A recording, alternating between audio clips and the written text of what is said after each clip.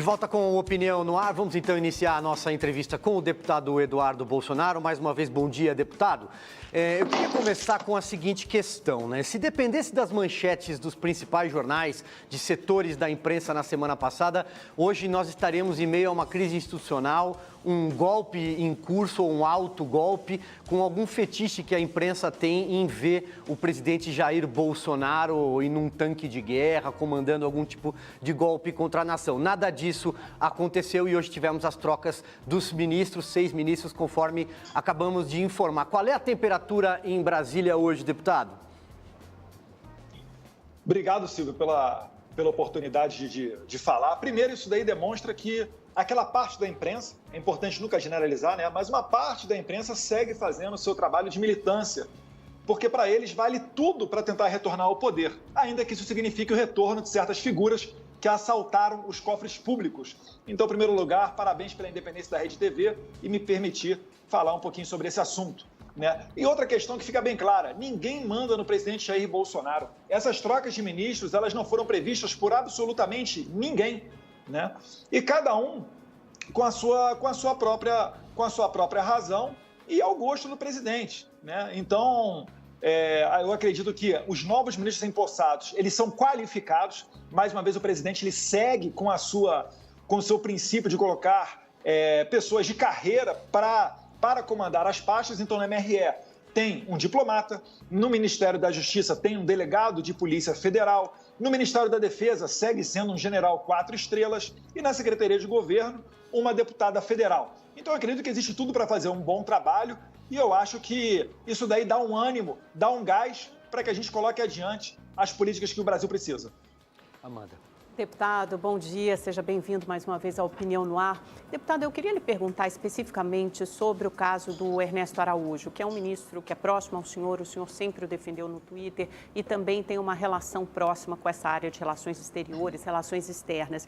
E essa queda do Ernesto Araújo sofreu muita pressão por parte dos parlamentares, dos congressistas, notadamente dos presidentes da Câmara e do Senado, Arthur Lira e Rodrigo Pacheco. Eu queria saber, e essa pressão também veio anteriormente de empresários que viam no Ernesto Araújo como um entrave para a compra de vacinas e também para o aprofundamento e estreitamento de relações com países como China, Índia e outros. Eu gostaria de saber como o senhor vê esse episódio em particular e como encarou a pressão dos presidentes da Câmara, do Senado, de outros congressistas pela queda, pela retirada de Ernesto Araújo. Amanda, o que eu vi de mais notório foi a presidente da Comissão de Relações Exteriores do Senado, né, a senadora Cátia Abreu, fazendo críticas efusivas contra o ministro Ernesto Araújo, mas certamente vinculadas a interesses outros que não o dos brasileiros. Porque o Ernesto Araújo, o trabalho que ele vinha desempenhando era justamente de colocar adiante o sentimento que elegeu Bolsonaro em 2018, parar com aqueles escândalos de envio de dinheiro para o exterior, para Cuba, para Venezuela. Imagine só se fosse outro candidato, o vencedor no segundo turno de 2018. A gente teria Nicolás Maduro assistindo a posse aqui no Brasil do presidente da República. Então, o Ernesto ele cumpriu com maestria tudo aquilo que o presidente determinou a ele como missão, né? Seja a aproximação com os Estados Unidos, a possibilidade de entrada no bloco como o da OCDE, ou a normalização das relações com o Japão, que também haviam sido estremecidas com Dilma Rousseff após sucessivos cancelamentos de agenda, inclusive com o imperador japonês, fato que é pouco divulgado na nossa imprensa. Então, certamente, eu vi com certa tristeza. Mas o Ernesto ele teve uma atitude de estadista. Ele resolveu ir para o sacrifício em nome dos seus parceiros. Dentro do Senado Federal, notoriamente, mais uma vez, a presidente da Comissão de Relações Exteriores, senadora Cátia Abreu, pelaquela comissão que passam a nomeação de todos os embaixadores. Então, quando o embaixador vai para determinado país, antes ele tem que passar uma sabatina nessa comissão. E essa comissão também pauta acordos internacionais. Então, de maneira um tanto quanto altruísta, o ministro resolveu ceder espaço para que outro diplomata assumisse essa pasta. O que não significa dizer que o ministro Ernesto Araújo estará fora do jogo político. Todos nós podemos ajudar o Brasil de alguma maneira, não necessariamente somente aqueles que têm algum cargo dentro do governo ou têm um mandato político. E, inclusive, eu, em conversas com o ministro Ernesto Araújo, reforcei com ele o convite, por exemplo, para o evento que nós estamos organizando aqui, através do Instituto Conservador Liberal, que é o CIPEC, o maior evento conservador do mundo. Nós acreditamos que no segundo semestre viemos a realizá-lo aqui no Brasil. E o chanceler Ernesto Araújo, nosso eterno chanceler, é com certeza um dos convidados. Pergunta agora do Rodrigo Constantino. Bom dia, deputado. Pois eu quero voltar a essa questão da ala militante da mídia e esses dias o relator do Podemos de Minas Gerais sugeriu o arquivamento do seu processo lá sobre a questão do AI-5. Eu quero lhe dar essa oportunidade de rebater, porque a manchete de um jornal carioca que faz clara oposição ao governo federal, hoje diz: após sugerir novo AI-5, Eduardo Bolsonaro rejeita a ditadura porque o poder já está em nossas mãos. Eu queria que você esclarecesse o seguinte: você fez uma análise de que o país poderia cair no AI-5 ou fez apologia ao AI-5, como leva a crer esse jornal? E qual a sua sensação de se ver julgado como alguém contra a democracia por exemplo, partidos como o PSOL, que defendem o regime venezuelano? Rodrigo, muito obrigado pela oportunidade de esclarecer esse assunto. Inclusive, eu aproveito a boa audiência de vocês e peço para quem quiser saber mais detalhes para me seguir no Instagram, BolsonaroSP, onde eu coloquei o vídeo da minha defesa ontem no Conselho de Ética. Pois bem, primeiro, não houve qualquer tipo de apologia, Constantino. Você sabe, você também já foi vítima dessa patrulha lacradora que chegou a dizer que você era um apoiador de um crime nefasto, né? Justo você, que é pai, assim como eu. Então, isso daí não passa de narrativas, né? E torna-se mais repugnante ainda, como você falou, quando você é julgado pelos seus pares, pessoas que são membros, por exemplo, do Partido Socialismo e Liberdade. O próprio nome do partido já é uma contradição, onde reina o socialismo e não existe liberdade. Ou então por pessoas que são membros do Partido Comunista do Brasil. Ora, o comunismo, por onde ele passou, nesse pouco mais de um século de sua existência, ele levou à morte de mais de 100 milhões de pessoas. Esse é o tipo de pessoa que fala que eu tenho que ser caçado porque eu fiz apologia ao AI-5. E no meio da discussão eu falei: apresente, deputado, que estava me acusando, um print meu defendendo o retorno do AI-5. Apresente um print, onde ele me acusou também, falando que eu postei nas redes sociais, o fechamento do STF. Isso tudo, Rodrigo, não passa de guerra de narrativa, né? E também tem os interesses por trás. Permita-me aqui aproveitar o gancho da sua pergunta, porque a gente está aqui vivendo em meio a um escândalo que está sendo conhecido como Mamata Connection. Qual foi o enredo sempre criado pela esquerda militante da imprensa? É que um financiamento público estava pagando pessoas para denegrir a imagem de opositores políticos. E agora, quando a gente vê a Rede TV recebendo mais de 8 milhões de reais para colocar na sua... Perdão, a Rede TV não, a TV Cultura, perdão. A TV Cultura, que é filiar... É da Fundação... Nossa, esqueci o nome da fundação, que eu ia falar, do Padre Anchieta. Padre Anchieta. Recebe mais de 8 milhões de dinheiro público para ficar fazendo roda viva, chamando Felipe Neto, Joyce Rossmann, Frota, Átila Marino, ou seja, apenas anti-bolsonaristas. E para sustentar o pessoal do antagonista, que sempre se dizia acima do bem e do mal e totalmente independente para fazer as suas críticas, eu pergunto, que nome que se dá a esse tipo de política? Será que mudou o nome de gabinete do ódio? Se a gente for olhar o Twitter e as redes sociais daqueles jornalistas que sempre falaram em gabinete do ódio e em corroborar essa narrativa de milícia digital, eles estão quietos. Eu pergunto por quê, né? Enfim, não vou me alongar muito nesse tema, mas respondendo a sua pergunta, é mera guerra de narrativas. Deputado, já que o senhor falou em liberdade, talvez um dos principais temas da semana seja a questão da liberdade religiosa. O ministro do Supremo Tribunal Federal, Cássio Nunes, tomou uma decisão de liberar a abertura de templos e igrejas, especialmente no período do ano em que vivemos, né? Acabamos de passar pela Páscoa. E o ministro Gilmar Mendes tomou uma decisão contrária. O tema deve ser levado ao plenário do Supremo Tribunal Federal amanhã. Eu queria a avaliação do senhor sobre a abertura ou não de templos e igrejas, até porque as aglomerações, pelo que eu tenho notado, têm acontecido no transporte público e em outros lugares que não as igrejas, que têm condições, os templos têm condições, por exemplo, de manter o distanciamento social, manter a questão de higiene. O que o senhor acha?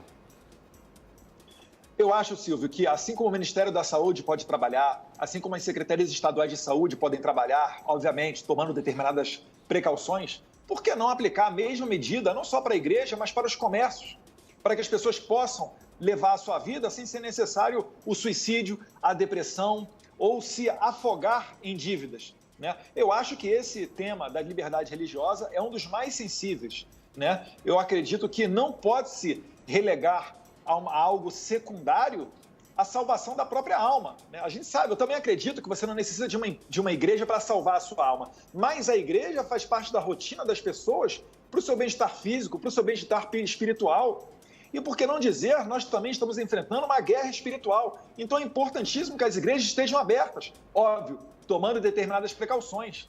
O que a gente tem visto é que determinados governadores e prefeitos têm se servido da pandemia para justificar suas medidas autoritárias, para tentar fechar igrejas, para tentar fazer o mal e levar o caos, porque o caos é terreno fértil para o socialismo. E quando eles próprios decretam o caos, quando eles próprios levam o desemprego e a fome, o que acontece? Primeiro, eles botam a culpa no Bolsonaro e depois eles vão lá posar de bons samaritanos, ajudando as pessoas mais humildes com doações e etc. A população não quer esmola do governo, a população quer trabalhar. E, mais uma vez, tomando as medidas de precaução necessárias. Isso daí é natural, é o que o mundo inteiro, de maneira racional, tem tentado fazer. O lockdown, por onde passou, ele não adiantou, não tem qualquer base científica. Me dê um país onde o lockdown serviu como exemplo. Não existe. É impossível. Você pode pegar a Argentina, que fez um dos lockdowns mais severos da América Latina, está lá, com vários números de infeccionados, número de mortes também aumentando. E em vários outros países, até mesmo a OMS começa a reconhecer que o caminho não é através do lockdown. Então eu espero que essa semana o STF tenha um julgamento sensato, né, ligado ao artigo 5º da nossa Constituição, as cláusulas pétreas, as garantias individuais, para que a gente preserve a liberdade de culto, a liberdade religiosa, das liturgias. Se o Estado é laico, como é que pode o Estado agora determinar quando a igreja deve ou não funcionar? Amanda, só antes das boas-vindas ao prefeito de Chapecó, João Rodrigues, que já está conosco. Prefeito, seja muito bem-vindo, muito obrigado por atender o nosso convite. Bom dia a todos vocês. Prazer é todo meu poder participar dessa conversa e desse bom debate. Amanda. Prefeito, seja muito bem-vindo. Posso só fazer mais uma pergunta para o deputado Eduardo Bolsonaro? Em seguida a gente começa com o prefeito, só para não perder o fio da meada. Ainda sobre a pergunta que o Rodrigo Constantino havia feito, o deputado, sobre o AI-5, o senhor fez uma análise, a sua defesa no Conselho de Ética, o senhor condenou agora veementemente o comunismo. Eu queria saber também se o senhor seria capaz de condenar veementemente o AI-5, que fechou o Congresso Nacional, suspendeu o habeas corpus, cassou direitos políticos, civis.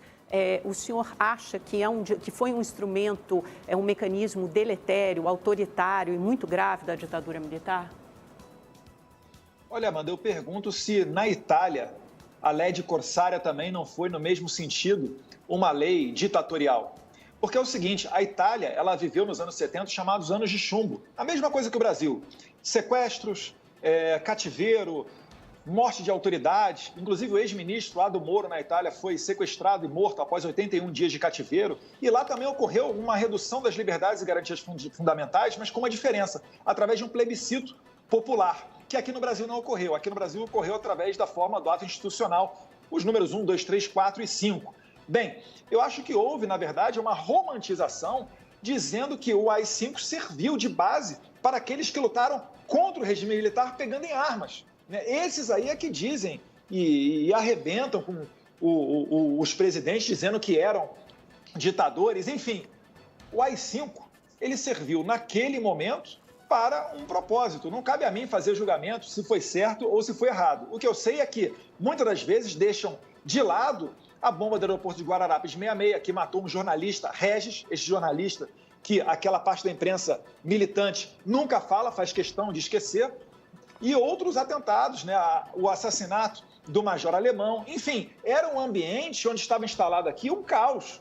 O Brasil era muito bom para quem seguia as leis, para quem queria trabalhar, mas realmente, para quem queria pegar em armas e se fazer de terrorismo como forma política, esses aí sofreram consequências como qualquer criminoso deveria sofrer. Mas, deputado, não foram só as pessoas que pegaram em armas que sofreram com o AI-5, né? Ele cassou direitos políticos, ele fechou o Congresso Nacional, acabou com a democracia, mais ainda, né? A gente já vivia numa ditadura militar. O senhor Ouros tem um mandato parlamentar e preza e defende as liberdades. O AI-5 simplesmente acabou com todas essas liberdades, inclusive a liberdade de expressão, de pensamento que a gente exerce aqui hoje.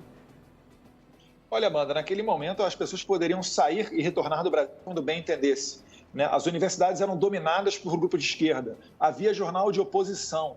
Enfim, abusos, Amanda, certamente, de maneira pontual, ocorre aqui, ocorre acolá. Inclusive hoje em dia, né? Hoje em dia você pode, talvez, encontrar um mal policial ou um mal militar, alguém que vai fazer, né, um uso errado da força que o Estado lhe conferiu. Agora, não pode, de maneira genérica, você dizer que foi um momento tenebroso. Não, o Brasil saltou da 48ª para a 9ª posição do mundo, quando você fala em economia. Sem as obras dos militares, o Brasil não existiria hoje, né? Vide a Itaipu Binacional, Regis Bittencourt, Ponte Rio-Niterói, dentre várias tantas obras, outras obras que os militares deixaram como legado para o Brasil. Então, a gente tem que fazer uma análise mais ampla do que foi aquele regime. Como você está me perguntando, certamente eu não sou favorável ao fechamento do Congresso. Eu sou a favor da preservação das liberdades, que a gente tenha o debate e que vença a melhor ideia. Agora, certamente, se for fazer um plebiscito para a população, perguntando o que eles acham do Poder Legislativo, do Poder Executivo e do Poder Judiciário, cuidado para que não haja uma surpresa. Deixa eu trazer o prefeito de Chapecó, então, João Rodrigues, aqui para a nossa conversa. Prefeito, boa tarde agora mais uma vez. Bom, a sua cidade, uma cidade importante no oeste do estado, teve um começo de ano difícil por conta da pandemia. E agora, inclusive, o próprio presidente Jair Bolsonaro visitará a cidade. O senhor tem aí um pacote de investimentos para tentar reaquecer a economia. Eu queria que o senhor detalhasse um pouco para a gente e trouxesse um pouco do cenário atual da pandemia na sua cidade. Bom, primeiro, boa tarde a todos. Chapecó viveu, eu assumi em janeiro o mandato. No dia 27 de janeiro explodiu essa nova cepa, a P1, que ela é devastadora, é muito veloz. Então, ela, dia 27 de janeiro, explodiu. Dia 5 de fevereiro, lotou os hospitais, não tinha espaço para atendimento de enfermaria, pessoas internadas em UPA, em ginásio de esportes, em centro comunitário. Nós transportamos pacientes de Chapecó para enfermarias de todos os lugares do oeste e pacientes de Chapecó para o Espírito Santo. O que nós fizemos rapidamente? Montamos estruturas por conta do município, 75 leitos de enfermaria, 20 leitos de UTI semi-intensiva por conta da prefeitura no centro de eventos.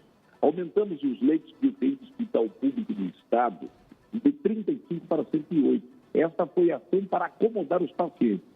Agora, o forte, que foi decisivo, nós fizemos uma ação de abrir 26 unidades de saúde, atendimento Covid, 3 ambulatórios, um com tratamento imediato ou tratamento precoce, como queiram, e testagem rápida na população. Teste rápido, em 20 minutos nós identificávamos quem estava doente e tratávamos imediatamente. Olha só, dia 5 de março, nós tínhamos 5.555 pacientes positivados.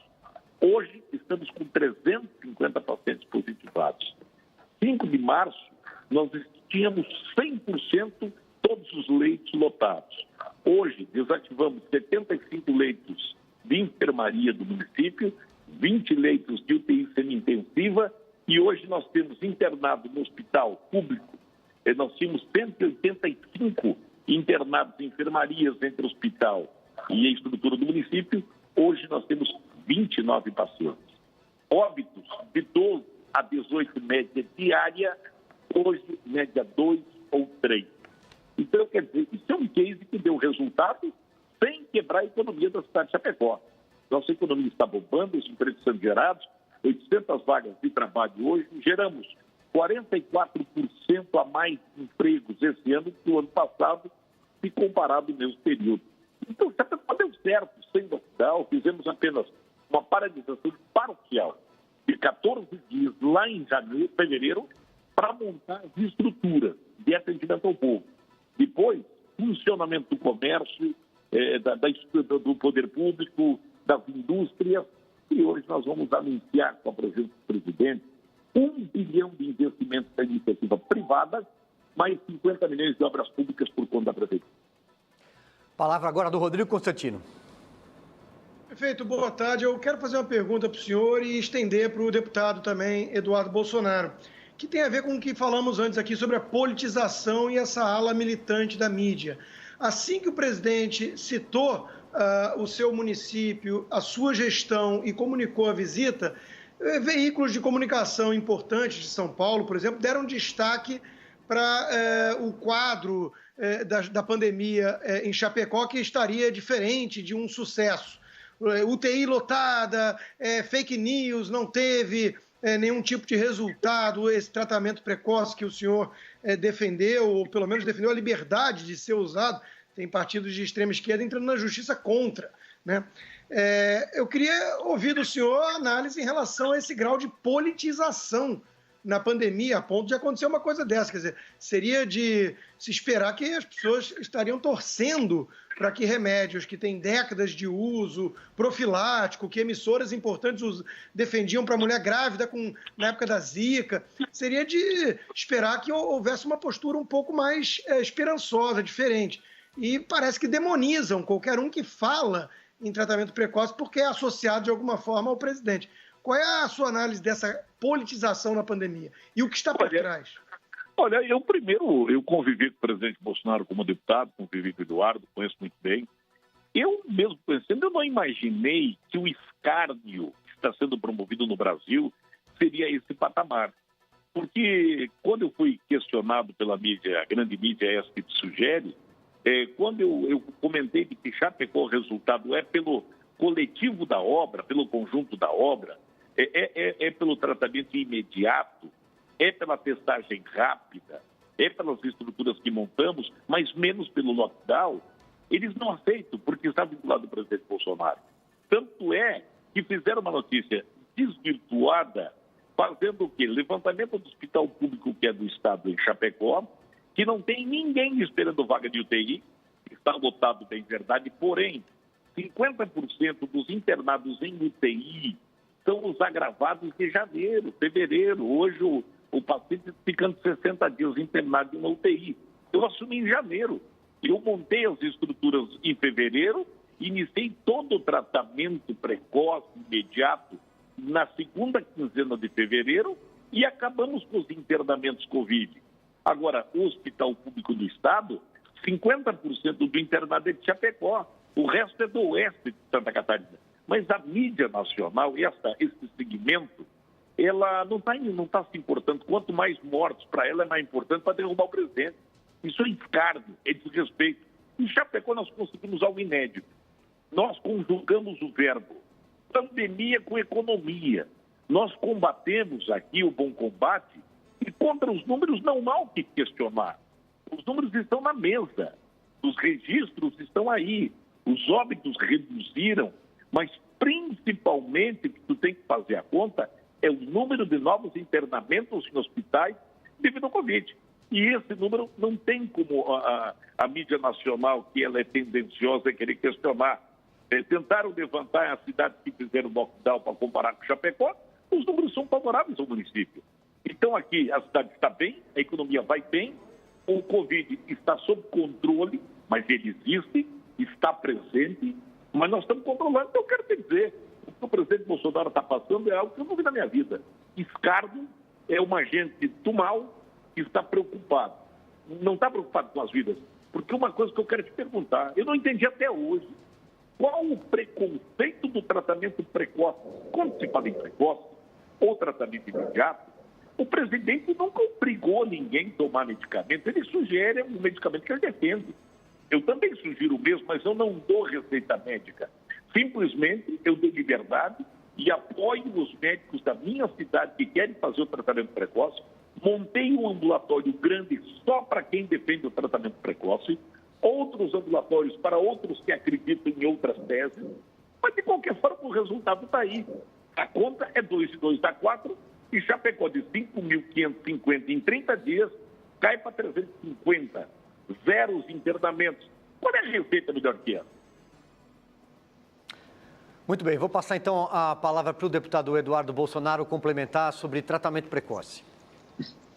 Silvio, o que eu falei anteriormente aqui sobre o comunismo não é algo que fica só na teoria, né? A gente tem visto aí o PSOL entrando com ações em diversas cidades para barrar o tratamento precoce, ou às vezes até como entrou no Rio Grande do Sul, para acabar com a chamada gestão compartilhada entre o governador Eduardo Leite e o prefeito da cidade de Porto Alegre, porque era uma possibilidade de se amenizar o lockdown. Então, quem são os verdadeiros genocidas, né? Porque depois que ocorrem as mortes, pessoas do PSOL vão e acusam o presidente Jair Bolsonaro por essas mortes. Eu não consigo entender como que podem essas pessoas, primeiro, apoiar um regime que matou mais de 100 milhões de pessoas pelo mundo, evitar o tratamento precoce e, certamente, se um deles for infectados, talvez eles não venham falar para você, mas eles venham a se tratar com ivermectina, hidroxicloroquina ou qualquer outro tipo de medicamento que ache inconveniente. Foi o mesmo caso do Dr. Davi Uip, que é quem comanda a pandemia para o João Dória, em São Paulo.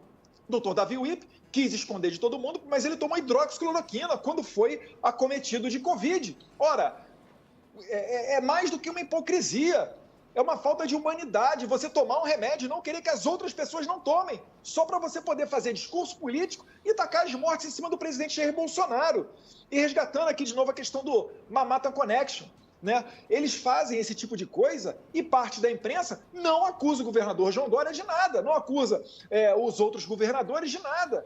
Sendo que, se você for pegar os números, e os números, prefeito João Rodrigues, não mentem, São Paulo tem uma média de mortes acima da média nacional. Se fosse um país, estaria numa situação mais complicada do que a do Brasil. Por que então será que aquela parte maravilhosa e militante da imprensa não faz as mesmas críticas para o governador João Dória? Então eu vejo isso daí com muita tristeza e a gente precisa, metade do nosso trabalho é desarmar essas bombas e a outra metade é colocar o Brasil adiante, seja trazendo vacinas, seja na Israel tentando buscar soluções, seja incentivando um dos 15 projetos nacionais para a criação da vacina brasileira e uma vez dominando essa tecnologia, a gente pode direcionar caso venha a ocorrer uma nova variante no Brasil. Enfim, o Brasil tem ido muito bem na questão da vacinação. Somos o 5º país que mais vacina no mundo. E Deus quiser, essa pandemia vai se acabar o quanto antes.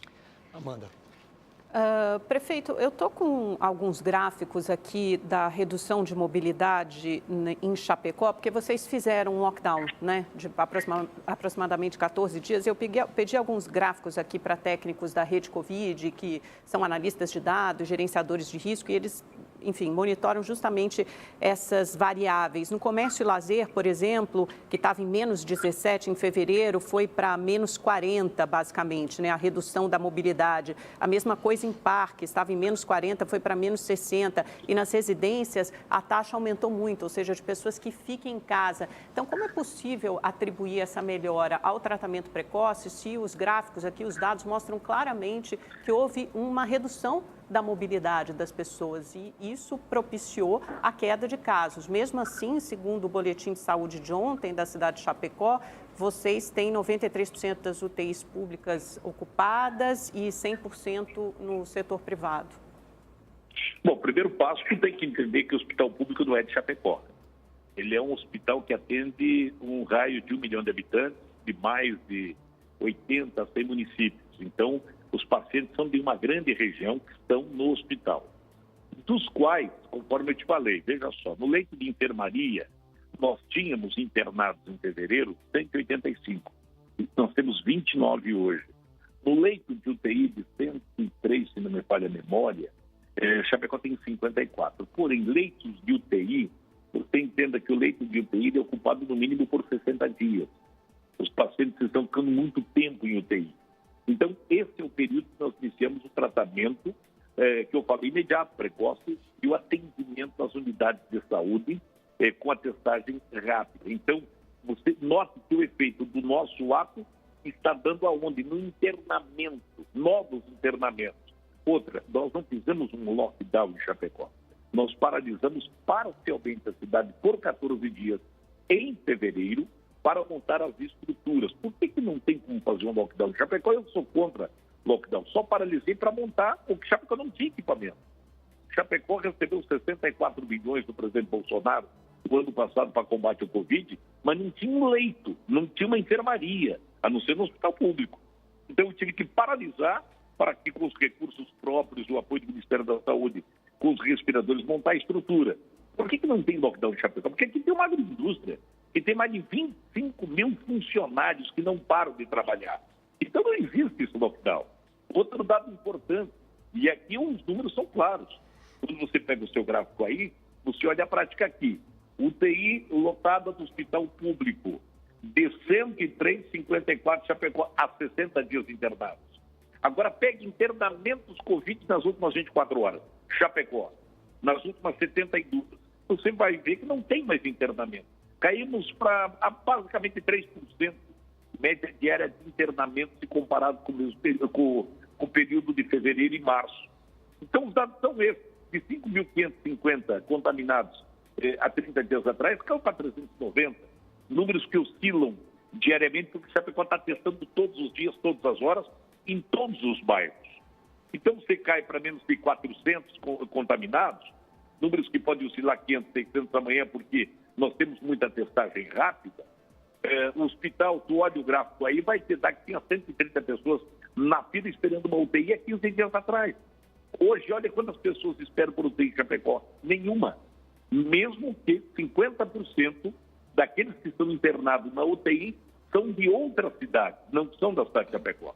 Então, aí os números são esses, são incontestáveis. E afirmar que o lockdown quer resolver o problema é a mesma coisa que dizer que não precisa ter médico na cidade, não precisa de medicamento. Eu só contesto uma informação que é importante a gente colocar na mesa. Quando eu montei em Chapecó o tratamento precoce, o tratamento imediato, aqui ninguém contestou. Tem médico que é contra, é bem verdade. Eu reuni todos os que são a favor e montei o ambulatório Covid. Aí a dita ciência, olha, a ciência não recomenda a cloroquina, hidroxicloroquina, ivermectina. Mas o que a ciência recomenda, então? Qual o medicamento que ela recomenda? Chapecó adotou o seguinte sistema: nós vamos fazer absolutamente tudo o que for possível para salvar vidas. Me deu uma cidade do tamanho de Chapecó nesse momento e girou 360 graus em 30 dias. Qualquer uma do Brasil. Araraquara, prefeito, melhorou muito. Há uma redução de mobilidade aqui em Chapecó. Os gráficos mostram, por mais que não tenham tido um lockdown severo, as pessoas optaram por reduzir a mobilidade. Isso influencia nos números? Não. Eu posso afirmar a você, a realidade local em Chapecó não reduziu absolutamente nada. Nos 14 dias, só paralisamos o comércio. Loja com 3 funcionários dono. Isso que muda o Covid. Uma agroindústria que tem 10 mil do lado, não muda nada. Agora, uma loja que tem 3 funcionários e 2 clientes que entram de dia, isso que muda a economia. Eu te diria Araraquara. A que custo Araraquara chegou aos números de hoje e a que custo Chapecó os números de hoje? Vai ver a economia da Araraquara e veja Chapecó hoje. Veja a economia, faça um comparativo. A nossa economia não parou. Aqueles 14 dias parados, parcialmente, não totalmente, para montar os equipamentos, nos permitiu acolher os frutos de hoje. E eu estou dizendo, nós paramos quando? Em fevereiro. Nós estamos em abril. Passou-se o tempo, passou-se o período, e estamos convivendo com a realidade sem lockdown nos últimos dias. E nós não tivemos lockdown, nós tivemos uma paralisação parcial, porque não fechou aqui agroindústria, indústria metalmecânica, indústria moveleira, mecânicas, postos de combustíveis, supermercado, não fechou nada. O que fechou aqui foi loja. Somente loja, o comércio, transporte coletivo, normalmente, igrejas, normalmente. O que não é isso? Então, essa é a coisa que eu quero fazer para contraditar aqueles que dizem. Eu quero ser muito respeitoso. Lockdown é a caneta do incompetente, que não encara o desafio, não busca alternativas para tentar salvar o seu povo, acha melhor que um canetaço, fechar o comércio e a indústria, deixar todo mundo dentro de casa e resolve o problema. Os números de Araraquara de hoje, vai lá e confere quantos óbitos teve de janeiro até hoje em Araraquara. São semelhanças de Chapecó. Um pouco inferior, é bem verdade. Agora, nós em Chapecó, nesse curto espaço de tempo, eu diria, a cepa P1 começou aqui. Olha os números, eram Manaus, Chapecó e Uberlândia. Chapecó foi a primeira cidade do Brasil a pegar essa nova cepa. Então, é por essa razão. E eu assumi o governo de janeiro. Quer dizer, eu peguei o ônibus andando para trocar o pneu. Mas adotamos o que é lógico. Lógico, o que é? Tratamento imediato, eu não entendo por que parte da imprensa brasileira e parte da ciência brasileira é contra o sujeito começar a ser tratado no dia que identificou que está doente. Qual é o mal em tratar? O que eu identifico em Chapecó, parte dos que estão internados na UTI, e você vai ver em São Paulo, pessoas que demoraram tempo demais para buscar ajuda, pessoas que demoraram tempo demais para se tratar. Então, se não fizer o que nós fizemos aqui, o que nós fizemos não é apenas o item, veja bem, não é só o tratamento precoce, é o conjunto da obra.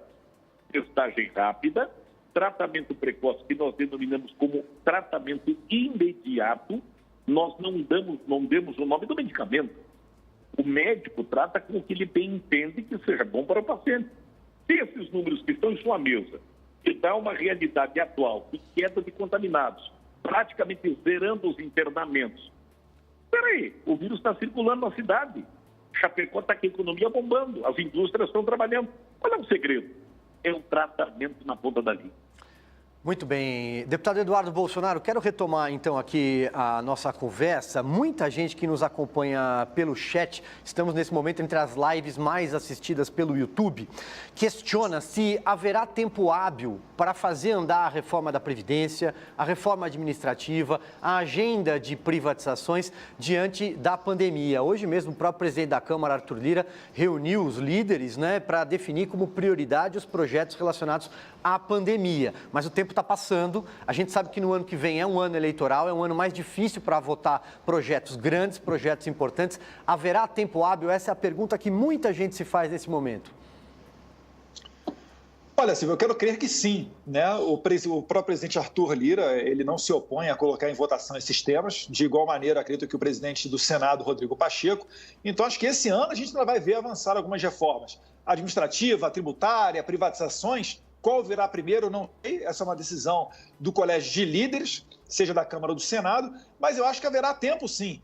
Até porque, conforme mais vai indo se acelerando a vacinação, mais vai havendo conforto para as pessoas retornarem à normalidade nos seus trabalhos e, por consequência, vir à pauta do Brasil esse tipo de assunto, como as reformas. E já passou da hora, né? As reformas deveriam ter sido aprovadas já ano passado, não foram por conta da pandemia, obviamente, mas eu acho que já está mais do que maduro para a gente retornar a fazer esses debates. Até porque é uma questão que não interessa só ao governo, interessa ao Brasil. Se o Brasil não fizer uma reforma tributária, se o Brasil não fizer uma reforma administrativa, se a gente não privatizar algumas empresas, o principal prejudicado disso serão os brasileiros, né, que verão aí adiante um sistema fiscal com muita dificuldade, né, dos cofres públicos e, enfim, a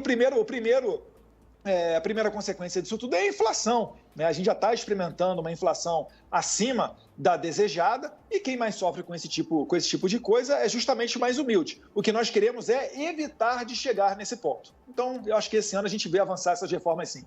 Passa a bola para o Rodrigo Constantino.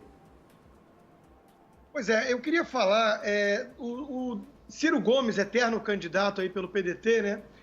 Sugeriu que o Lula, ex-presidente Lula e ex-corrupto, segundo o STF, seja generoso e se torne vice na chapa para 2022, sugerindo ali o caminho da Argentina. Então eu queria pegar isso como gancho para ambos os nossos convidados e entrevistados, né? A Argentina sumiu do mapa, a mídia não fala da Argentina, por motivos óbvios. Praticou um dos mais rigorosos lockdowns na região, tem um óbito por habitante maior do que o Brasil, a economia desabou mais do que o dobro da brasileira, né? E parece que não existe. Sumiram com a Argentina do mapa.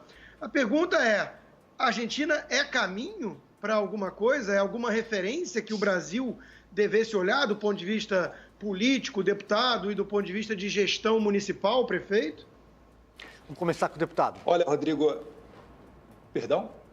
Pode falar, deputado. Ah, tá, desculpa, Silvio.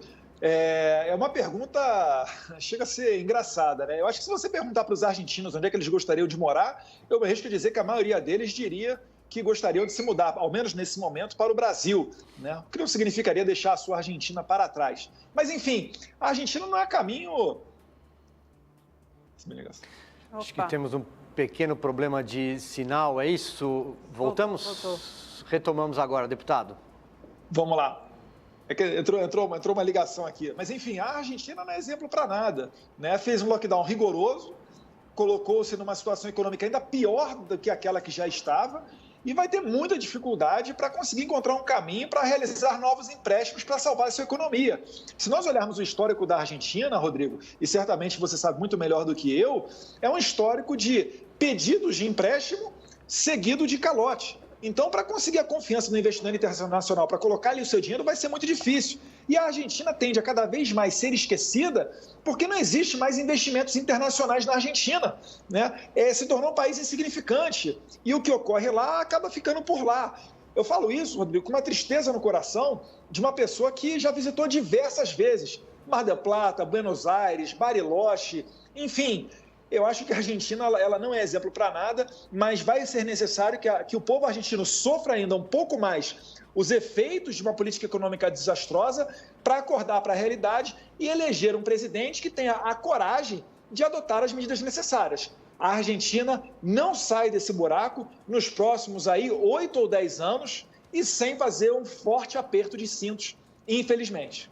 Se fosse um jogo de tabuleiro, deputado, eu diria que a cada 10 anos a Argentina volta 20 casas. Vou então passar a palavra para o prefeito de Chapecó comentar. Olha, eu sou vizinho da Argentina, estou muito perto daqui. Nós temos uma ligação muito forte com a Argentina. Primeiro, é um país maravilhoso, um país que tem uma produção agrícola extraordinária e era um dos principais concorrentes com o Brasil na produção de grãos. O erro do Argentina em 2 momentos. O Macri foi um presidente pífio, mas o atual presidente é um presidente péssimo. Então, nós temos 2 momentos ruins para a Argentina. O erro de uma gestão anterior com a péssima escolha para a gestão atual. Ou seja, o argentino se corria, o bicho pegava e se ficava, o bicho comia. Isso foi o que ocorreu com a Argentina. Nós no Brasil, e eu acho que a Argentina não pode ser modelo para ninguém nesse momento, que se refere à questão política. Como país, é um país fantástico, mas agora na gestão política não é exemplo para ninguém. O que nós vivemos no Brasil hoje é essa temeridade que nós estamos tendo e essa preocupação que uma cidade como Santa Catarina tem um estado produtivo, produtor, assim como o brasileiro né? A preocupação que tem no nosso país cai em mãos equivocadas. Viver o socialismo do Brasil, de um país gigante como nós estamos, e do tamanho que nós somos, seria um fim para o nosso país. Agora, nós precisamos corrigir o rumo. O presidente, com a maior boa vontade do mundo, ele não tem uma oposição política verdadeiramente dizendo, ele tem uma oposição de mídia que diariamente tenta fazer com que o cidadão tenha uma lavagem cerebral e acredite, porque uma afirmação tem que ser feita. Olhe, por exemplo, a questão da pandemia. Ninguém diz quantos bilhões não há governador nesse país, ou prefeito, reconhecendo o volume de dinheiro que o presidente injetou para que os municípios investissem no combate à pandemia. Eu não fui beneficiado, porque não foi na minha gestão, mas eu reconheço que eu tenho controle das contas públicas de Chapecó. Foram 60 milhões só em Chapecó. Então, tu veja o abismo que nós estamos, e aí nós podemos olhar para a Argentina com medo, porque nós podemos nos tornar uma Argentina dependendo das escolhas que faremos no futuro. É por isso o nosso esforço em Chapecó, em Santa Catarina, e creio que no Brasil, como todas as pessoas que querem vender esse país, para poder abrir os olhos de todos, entendam, e eu quero praticamente misturando o assunto, que quando se insiste sistematicamente em lockdown, a prioridade é falir. Quanto mais pobre e miserável um povo, mais revoltado ele fica. Quanto mais estruturado, mais bem encaminhado financeiramente, mais centralizado ele fica. A miséria se promove a radicalização da esquerda. A economia equilibrada te permite querer mais emprego, mais indústria, mais economia. Então, há alguém que está promovendo isso no Brasil, porque não é possível nós estarmos sendo pressionados diariamente. Eu digo por mim mesmo. Quando nós fizemos e chegamos onde chegamos, todos aqueles que me questionavam, mas prefeito, foi o lockdown. Digo, queremos estar desrespeitando mais de 150 profissionais que estão trabalhando nos bairros de Chapecó, está dizendo que o tratamento que nós aplicamos de acordo com a ciência também não dá resultado. O resultado é fechar tudo. Então, olhe para a Argentina com preocupação, sob pena de estarmos vivendo a Argentina e a Venezuela, porque esse país é muito gigante. Qualquer erro de comando é um piscar de olhos para nós cairmos num buraco sem fundo. Muito bem, 12h40, agora 12h40. Quero agradecer ao prefeito João Rodrigues, da cidade de Chapecó, pela gentileza de conversar conosco. Falaremos de novo na quinta-feira por Skype, prefeito. Muito obrigado. Obrigado, um abraço forte a todos vocês. Um abraço, Eduardo. Um abraço a todos. Seguiremos com a entrevista com o deputado Eduardo Bolsonaro, mas antes tem um recado do Lacombe, bem rapidinho. A hora da sua sorte é agora. Se você que é assinante do Rede TV Plus já está participando dos sorteios do Sorte Agora, tem chances reais de ganhar todos os dias. Eu sei que você é esperto, e quer ter vantagem, né? Então aponte a câmera do seu celular para esse QR Code premiado aqui na tela, que você vai ganhar agora 150 pontos. Mas corre, porque ele fica aqui por apenas 5 minutos. Quanto mais pontos você acumula, mais chances tem de ganhar. É o Festival de Prêmios Sorte Agora. A pergunta agora para o deputado Eduardo Bolsonaro é da Amanda.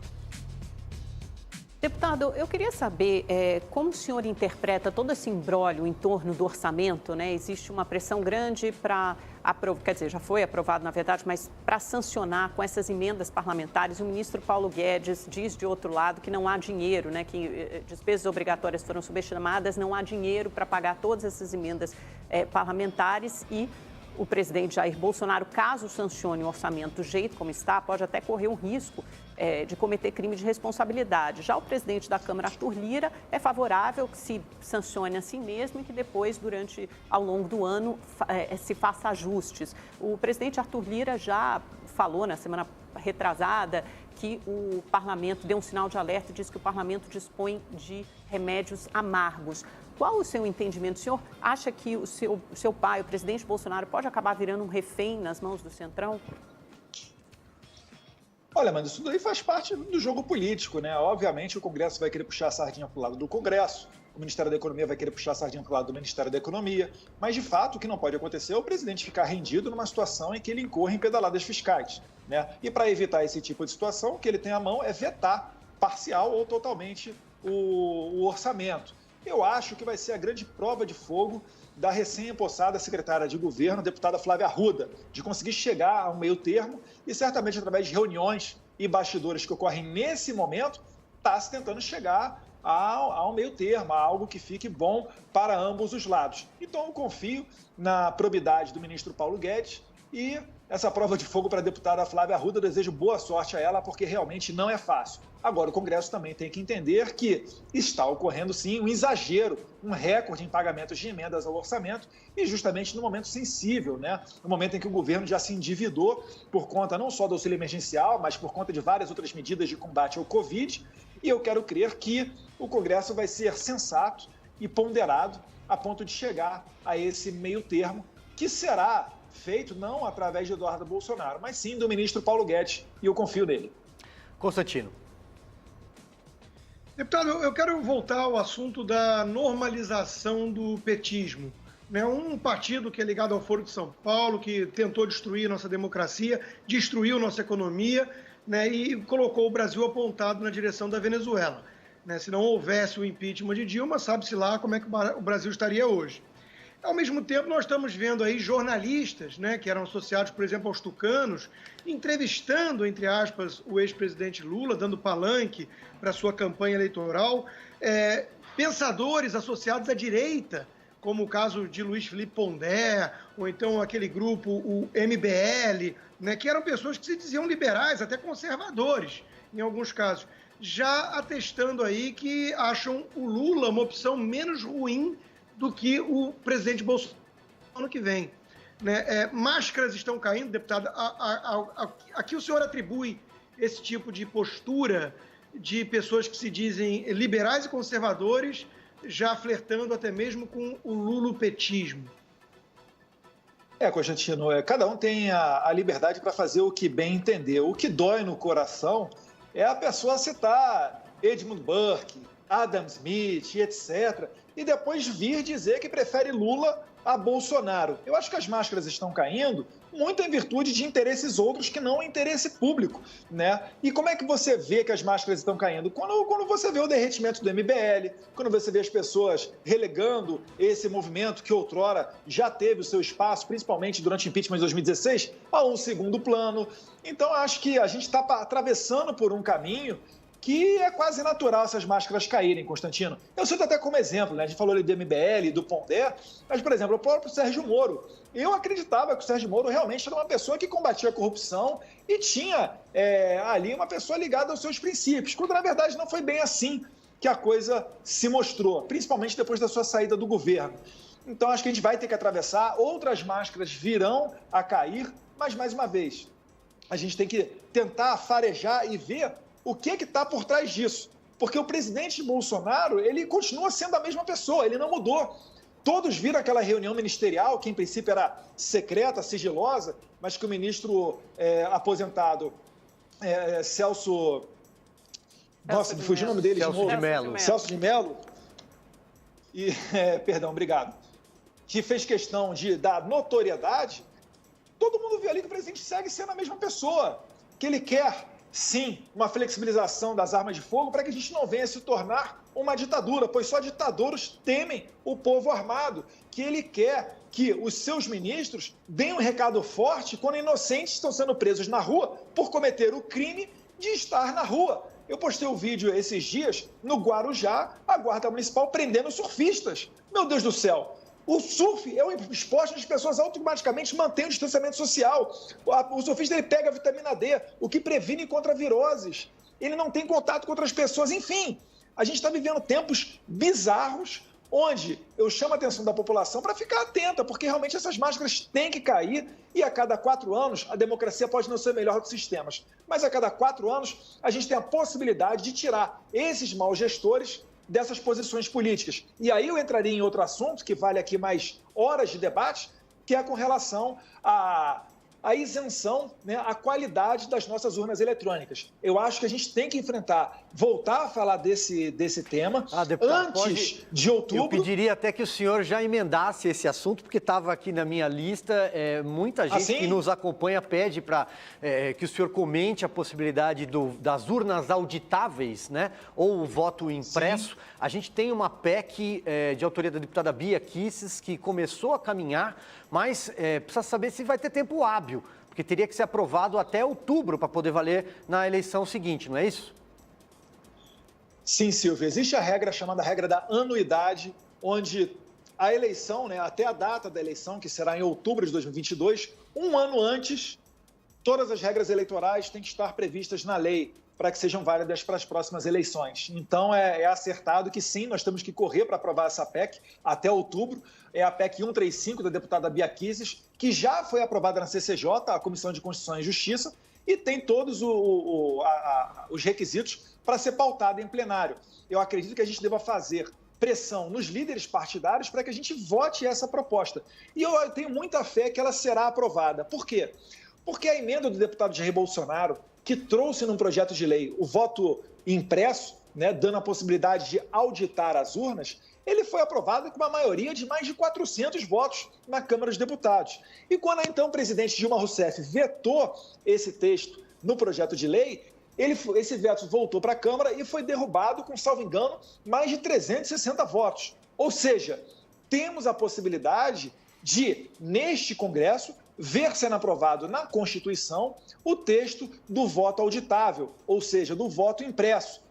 Quero crer que o Supremo Tribunal Federal não venha a inovar na sua interpretação e dizer que essa alteração à Constituição seria inconstitucional. Isso pode parecer meio bizarro para quem está escutando, mas existe essa possibilidade e, como a gente já sabe, a esquerda, tudo que ela perde no Congresso, ela acaba judicializando. É de se esperar que, após a aprovação dessa emenda constitucional, Deus queira, isso venha a ser contestado no STF. Então a gente tem que estar vigilante, tem que, se for preciso, levar as pessoas às urnas, porque a gente está falando da nossa democracia. Não podemos permitir que sejamos governados por fraudadores e pessoas que não sejam eleitas pela maioria do nosso povo. Amanda. Deputado, temos intervalo agora ou não? Daqui a pouquinho. Dá tempo de fazer a pergunta. Dá para fazer. Já que estamos falando de 2022, deputado... Ontem... Abre aqui, pô, mostra o meu fuzil aqui na imagem, poxa. Botei com tanto carinho essa semana. Tá bom. Ô, deputado, bom, já que estamos falando de 2022, ontem foi divulgada uma pesquisa XP e PESP que mostram o seu pai, o presidente Bolsonaro, e o ex-presidente Lula, que está de volta ao tabuleiro eleitoral, tecnicamente empatados, mas pela primeira vez o ex-presidente Lula numericamente à frente do presidente Bolsonaro, tanto no cenário de primeiro como de segundo turno. E também um aumento da rejeição do ruim péssimo ao governo Bolsonaro, que passou de 31% em outubro para 48% e o ótimo bom caiu de 39% para 27%. Eu queria saber se, na sua concepção, é mais fácil para o presidente Bolsonaro enfrentar o Lula em 2022 ou mais difícil? Porque a gente conversa com os atores políticos e há divergências. Há gente que diz que é mais fácil e há gente que acha que é mais difícil enfrentar não o fantasma, mas o Lula de carne e osso. Qual a sua posição? Amanda, o mais fácil para o presidente seria pagar alguns bilhões para a imprensa e fazer a imprensa falar bem de todas as medidas do presidente da República, né? O presidente não está preocupado com adversários de 2022. Nós somos muito ligados aos nossos princípios. Opa. Um pequeno problema de sinal, uma intermitência. Retornamos? Já vai voltar. Pronto, voltou. Outra ligação, deputado? Retornamos. Outra ligação, vamos lá. Enfim, o presidente Jair Bolsonaro é ligado aos seus princípios, independentemente de quem seja o candidato em 2022, ele não está mirando na eleição, ele não está preocupado, até porque falta muito tempo, né? Eu nem sei se chega a ser saudável esse tipo de debate. Mas, enfim, se o povo quiser o retorno da roubalheira, o retorno de envio do dinheiro do brasileiro para financiamento de obras espúrias no exterior, como o Porto de Mariel em Cuba, o metrô da Venezuela, a hidrelétrica na Nicarágua, boa parte dessas obras feitas pela Odebrecht, num grande esquema de corrupção, o povo é que vai selar o seu destino.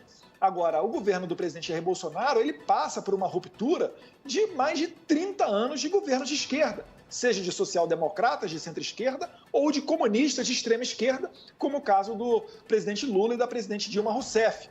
Então, eu acredito que, superando a pandemia e retornando às pautas econômicas, nós teremos fôlego para ter, em 2022, um bom ano eleitoral. Agora, o poder, o voto, não cabe a nós decidir, cabe à população. 12h52, agora a gente segue com a entrevista com o deputado Jair Bolsonaro, mas antes eu vou fazer uma janela comercial.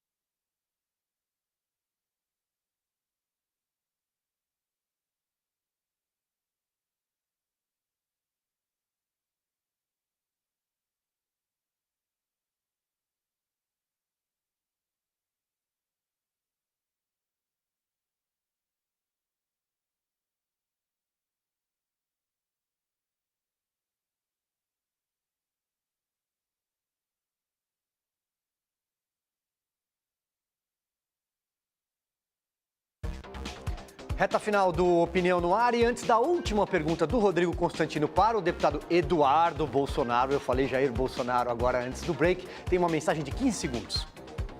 Que cara é essa, Sérgio? Tô 3 dias sem dormir, eu vou zerar a programação da Sky. Não, Sérgio, você levar uns 50 anos. 50 anos assistindo Sky, tá ótimo. Com Sky, a gente se diverte junto, mesmo separado. Recargas a partir de R$ 14,90. Ligue 0800 940 2362. Rodrigo Constantino, então, a sua pergunta, qual é a sua capacidade de síntese, bem rapidinho, correndo contra o relógio? Deputado, bem rapidinho, correndo contra o relógio. Falamos aí em AI-5, prisão de jornalista, deputado, crime de opinião. Isso não precisa de AI-5, tem o STF. Pergunta, o presidente vai ter a oportunidade de indicar mais um ministro para o STF. Alguma preferência? A direita deveria se mobilizar atrás de algum nome? O que você sugere? Olha, Constantino, aquele que tiver o aval de líderes cristãos, eu acho que está com metade do caminho andado, né? O próprio presidente ele já fala abertamente no chamado terrivelmente evangélico para assumir essa vaga. Então, eu acredito que esse vai ser um diálogo com a base evangélica e a base católica. É porque o que a gente precisa é exatamente disso. A nossa sociedade é formada por maioria de pessoas cristãs. Nós somos um grande celeiro cristão do mundo. Nós nascemos aqui no Brasil numa comunidade que tem base nos valores judaico-cristãos. Isso aí é algo milenar, não vem de ontem. Então, acho que nada mais natural do que ter, dentro do STF, uma pessoa que represente esses valores, certamente antenada na nossa Constituição, na previsão da liberdade religiosa, na laicidade do Estado, enfim. Eu acho que o perfil que vai chegar ao STF será esse perfil. Agora, vale lembrar também, né, Constantino? Tem que ser aprovado na sabatina no Senado Federal. Certamente tem algumas pessoas já no radar do presidente e, de uma maneira, como sempre, surpreendente, ele vai fazer esse anúncio no Twitter ou em alguma entrevista, de maneira que ninguém saiba quem que ele vai ter escolhido. Muito bem. Deputado Eduardo Bolsonaro, mais uma vez, muito obrigado pela gentileza de conceder essa entrevista aqui no Opinião no Ar. Eu que agradeço. A Amanda está na dívida comigo, que ela deu uma olhada para mim e mandou aqui uma energia que eu cheguei a quebrar a minha caneca, tá? Mentira. A minha caneca foi quebrada. Olha só. A minha caneca aqui, ó, é do nosso gabinete, patrocínio. Não, calma aí, não encerra não, né, vai? E mostrar aqui que o pessoal estava pedindo nos comentários. Tem que ser rapidinho, deputado. Esse aqui é de brincadeira, tá? Agradecer o pessoal do CCTC de Camboriú, que presenteou. Muito obrigado, deputado. Deputado, manda as canecas aqui pra gente que tá tudo Muito certo, obrigado, deputado viu? Eduardo Bolsonaro, Amanda Klein, obrigado. Um abraço, Rodrigo Constantino. A gente volta amanhã. Obrigado pela sua companhia, obrigado pela audiência. Até mais.